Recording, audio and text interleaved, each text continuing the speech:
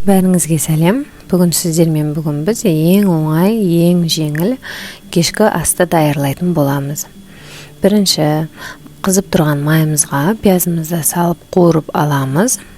Одан кейін күрені грудканы алып, оны да жақсылап қуырамыз.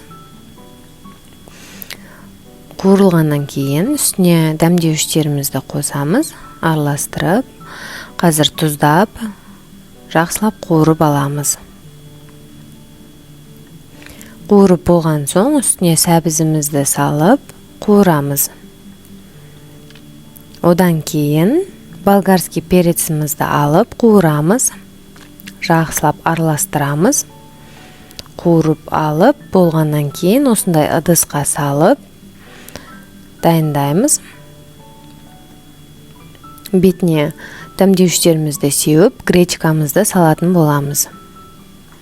Гречкамызды салып, қайнап тұрған суды үстінен құясыздар, тұздап аласыздар, және де 180 градусқа 20 минутқа саласыздар. Міне дайын, ең жеңіл, ең оңай кешкі ас дайындап көріңіздер.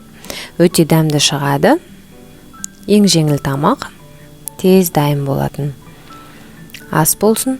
Менің каналым ұнап жатса, лайк басып, подписка жасауды ұмытпаңыздар.